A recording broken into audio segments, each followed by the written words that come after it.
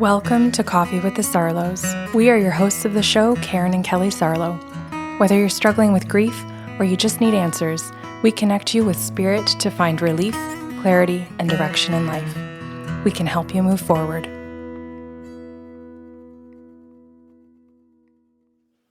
Hi, Kelly. Hi. So today's podcast is about a lady, and I'm going to name her Flo. Okay. A made-up name. We always have I'm going to name her is kind of indicative of that. I know, but I just want people to understand how much we value confidentiality of the sessions. So her name is Flo. And at the beginning of the session, she says to me, "Do you think you could just go open?" And I said, "I can, but that means that we're not going to be talking to dead people. We're going to the spirit guides, right? Just to clarify." And she goes, "Yep." She goes, "I'm good with that." And her spirit guides come in right away and say she's working on what she believes is spirituality and a desire to be a better person. And I said, "Okay, what do you want to tell her?"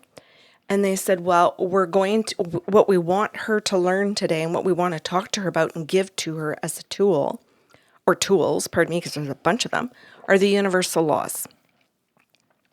And I said, "Okay, does she know anything about them?" I can see where this is going. That's funny. And no, she's not going to understand them at all. And she's not going to understand like any concept of them. I said, "Okay." Oh, She's not going to understand any concept of them. well, like until I actually get in and really explain everything. And Okay. she's going to have to sit and really place things and really think deeply because she's unaware of her own patterns. She's unaware of her own behaviors. Okay. And I said to the guys, "Wait a minute, you said she's spiritual. You said that she's trying to awaken." And they said, "Yes, but she thinks that's through some other things. Like she's doing." Yes. And I said, "What other things do you mean?" Because that would help me be able to point out the difference for her in what spiritual means. And they said, "Oh, well, she thinks that spiritual is like that she's doing, I'll say energy healing." Doing or receiving? Oh, pardon me. Thank you for clarifying. I don't know. But you at least are clarifying, but I'll say that she's like interested in it. There's other things like singing bowls and meditation, yoga, and I'll say workshops that are in that kind of area as opposed to self-development. Okay, can I break this down for people? Yes. Because I think some will be listening with beautiful intention today and go, Yeah. "Wait, what the fuck? I'm doing all those. Do you mean that I'm not Yeah. awake if I'm practicing all those things?" None of those things are inherently bad. That's right. Okay, just to preface this. And also, none of them guarantee self-awareness. So if you are doing a practice of yoga, meaning you are doing the asanas, okay, the postures and poses, the classes, that does not mean you have to be self-aware about your patterns, about your thinking, about anything other than a tight muscle, if that, right? Because some people just power through a yoga class and don't even think about the body connection, let alone the mind-body connection. Some people will go into a meditation class and they will go to lay down. They will go to just pause on the world and have an opportunity to rest. And both of the things that we've just talked about are wonderful, right? Those can be things that you actually genuinely need to give your physical self, but none of them actually guarantee or provide personal development, right? And when you are saying, "I'm spiritual, I do yoga, and I practice meditation," if you are doing it in the ways that I've just talked about, you're actually in active avoidance of your own life.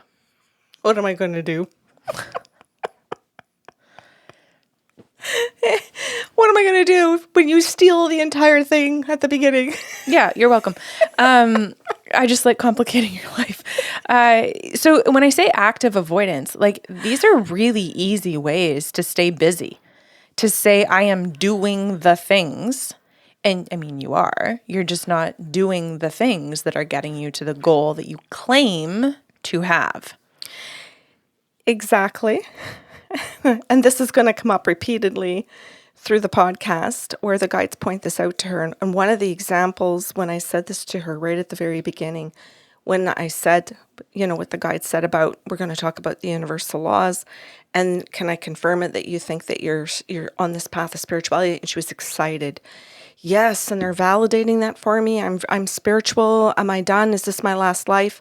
Like, you could really hear that desire of, please tell me this is going to be my last life. That was one of them, because I'm getting this all right. Okay. I also want to point out in Flo's corner, I won't even say defense, just being in her corner out of a statement of empathy, those individuals who really hang on to that concept of spirituality and are asking that question of like, am I good? Am I getting this?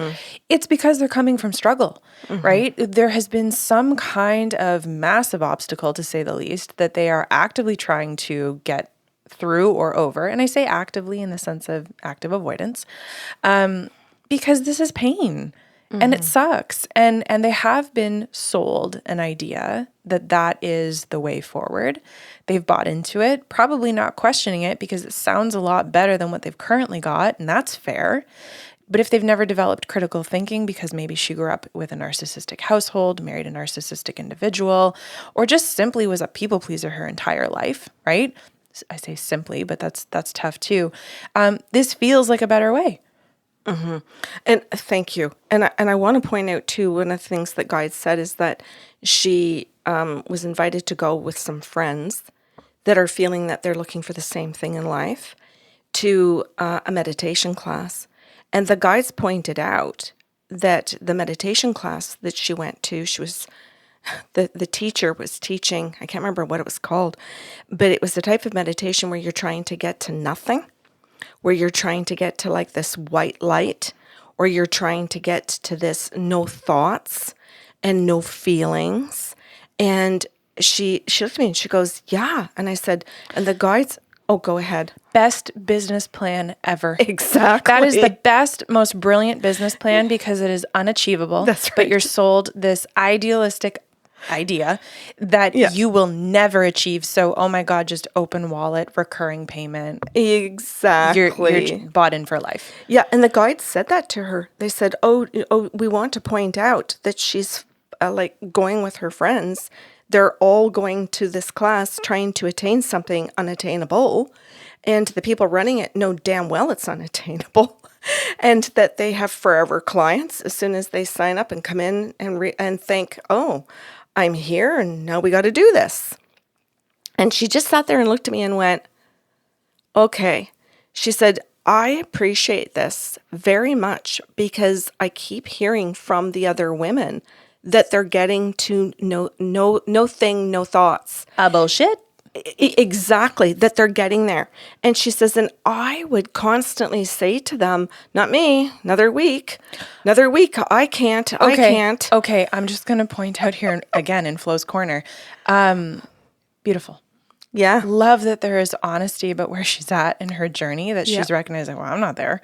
Because if this is like the keeping up with the Joneses situation, which is what most people are fucking doing in their meditation and their yoga practice, and I say this with a lot of irony, you're probably dressed in Lululemon clothing, looking the part with your big Stanley water bottles and just looking good. The irony being that I'm head to toe in Lulu right now. As am I. Okay, I worked for the company. I have a lot of their clothing. You can also be active in their wear.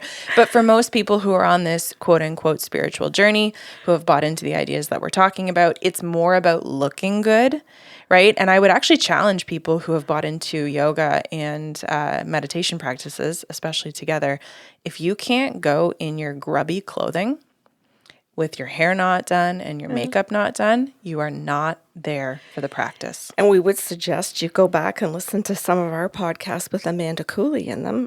To actually hear about what yoga is? Yes. Yes. Absolutely. Yeah. Right. Back to Flo. So when I say these things to Flo, that the guides are saying to her, we know you're going and you're trying to get to know thing. Well, if you are, you're going to miss us. Yeah, I love it. What the fuck? And Kelly, I could not not stop laughing when I heard them saying that. And it took me a hot minute before I could actually relay the message to her. And then we just died laughing. Oh, that's good. And she goes, "Oh my God, Karen, do you mean to tell me that you don't get to know thing?" And I said, "Never." Constant company. Never, ever. And she said, "Wait a minute. Can you answer a question?" She said, or ask the spirit guides this. "When you're dying, do you get to know thing?" And I said, "Never." You literally become a part of everything all the time. Yes. I said, "It's the exact opposite. That's why this is what I call mind fucking." Yeah. It is an absolute mind fuck to tell somebody to try and get to know thoughts and no feelings. I said, it is the most bizarre marketing thing I have ever heard. But like you said, Brilliant. It's the most brilliant because it's unachievable. Mm-hmm. So it means you have a forever client. Mm-hmm. Exactly. So anyhow, so we had a good chuckle about that. And then she said, "Oh, Karen," she says, "I can hardly wait to go at my girlfriends."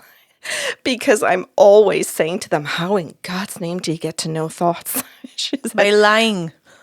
Exactly. And she goes, "But you know what?" She goes, "Now I'm feeling kind of sad because I'm realizing that my girlfriends are lying to me." And she says, "And now it's making me think that one of them started the lie because they wanted to be part of the group and be achieving what the teacher has said. Mm-hmm. And then the second and the third and whatever girlfriend that comes is just trying to keep up with the other girlfriend." Yeah. And she goes, "And now it's pointing out to me who the leader is, who the followers are in our group, and the fact that here I am feeling on the outside, but at least I'm being honest about it. Mm-hmm. And I'm actually saying to the girls, I'm confused how you do this. And when I ask them how, they can't ever answer me." Mm-hmm.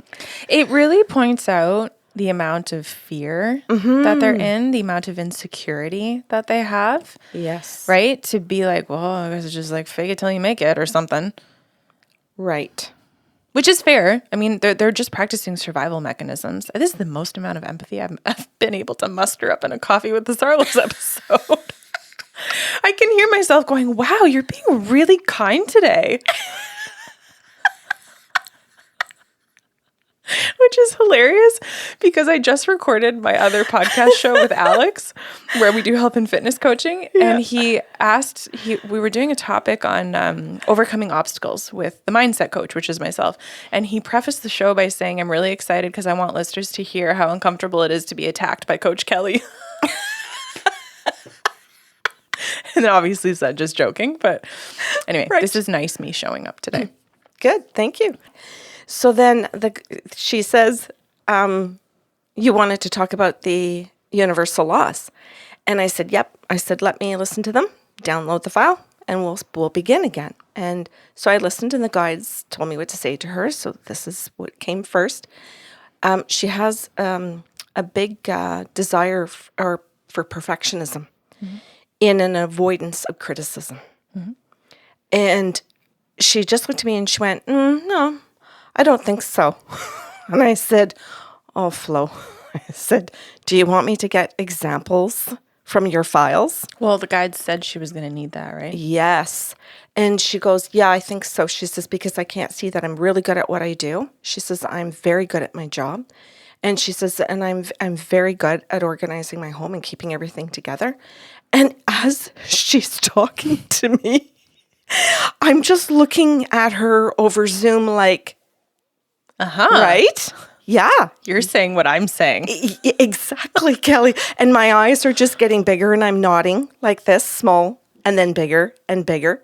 Like, are you getting it? Kelly couldn't get it. Okay. Well, guides told you that was going to happen. Yeah, she just could not get it at all. And I said to her, "Okay, did you hear yourself?" And I said, and I'm not asking that in a mothering kind of like nagging, "Did you hear yourself?" I said, "I'm not asking you like that." I said, "I'm asking you genuinely with kindness, with curiosity, if you could hear yourself." And she went, "No." And I said, "That's fine. That's fine." I said, "I would encourage you when we are done the session to go back and to listen to this whole part." And she goes, Okay. But I need help right now. She says, because I can't see this.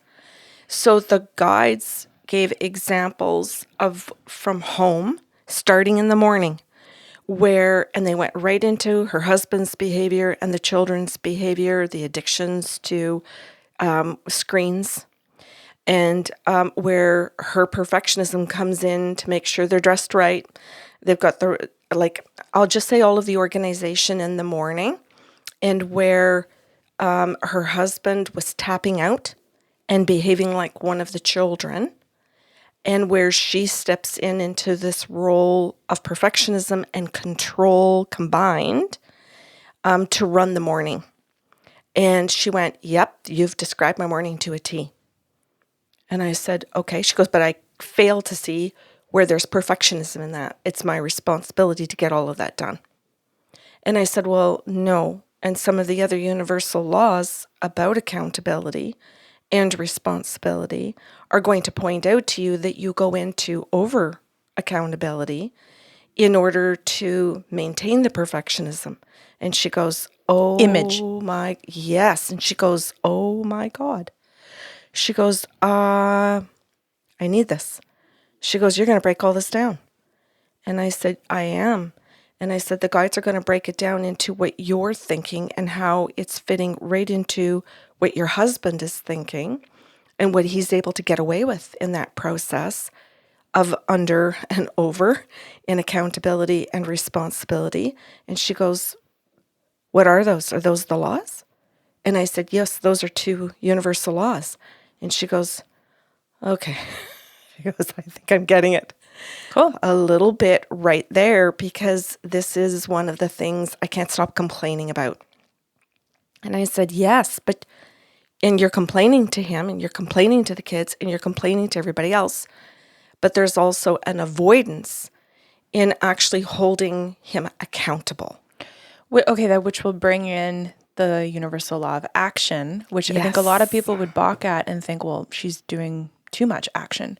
Correct. But the action she's avoiding is standing back, letting the kids figure out how they want to get ready, letting the husband figure out how he's going to be a part of things, and just holding herself accountable to the actions she is responsible for. There's all three together. Exactly, which is exactly or I won't say exactly, which is what the guides broke down for her in that scenario of picking the morning and picking what you said, how she avoids one action and then gets stuck in all the other ones and wants control in the other ones and perfectionism in the other ones because of the way that her children will look at school, because she's the responsible parent. Yeah, well, all right. There's a whole... That the school thinks is the responsible parent. They're not calling him, they're calling her. Well, yeah. So there's the guides point out a few things as to, right to the details, Kelly, of saying that he has told the school that they can't call him because of his job, which is not true. It could be true for some people, for sure, but it's not true. He has said that to her and to the school so that he's not responsible for anything. And she's the one that gets called at work or after work or whatever about the kids. So she's feeling responsible and shame if they don't present themselves as perfect at the school. Right. So we've got a belief system about how we need to look. Yeah. Right?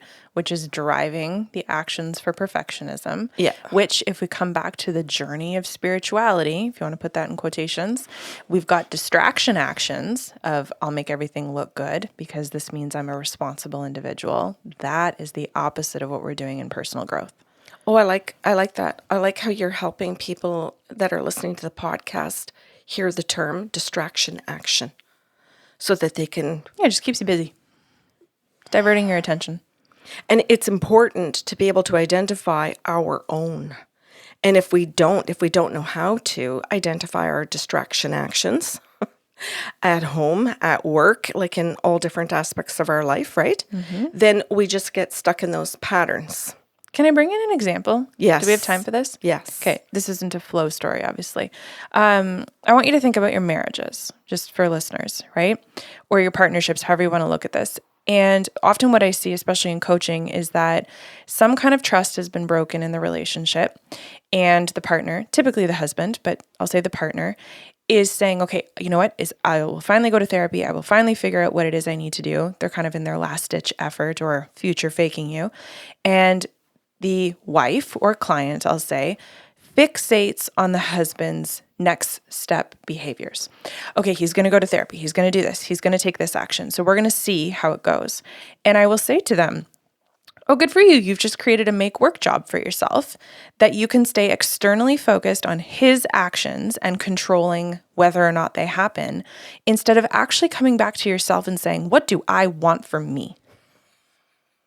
Regardless of whether or not he follows through on his shit, given everything I've been through, put up with, endured, what do I actually want for me? Right? We play a role for so long thinking we have to monitor and supervise, right? As the head responsible person in this relationship, supervise what they are doing or not doing so that we don't have to ask ourselves, at the end of the day, what do I actually want out of my life? Does it even fucking matter if they go to therapy? Are you ever actually going to get over the fact of what they've done to betray your trust? Or is this just a project for you to stay focused on? Oh, Kelly, so good. So good. And now you're making me realize in the session that the guides really came through to give her some coaching. Yeah. And asked her exactly the same thing and pointed out how her avoidance, which was one of the terms they used to keep bringing one of her patterns to light. And you could see that as we were going through the session, when she would hear it about the marriage, she would hear it about what she was doing in the morning, and then they took it into her work environment. When they started giving her examples of what she was doing at work, and that it was carrying over from the morning routine, the bedtime routine, right? The same issues were present in all places and spaces.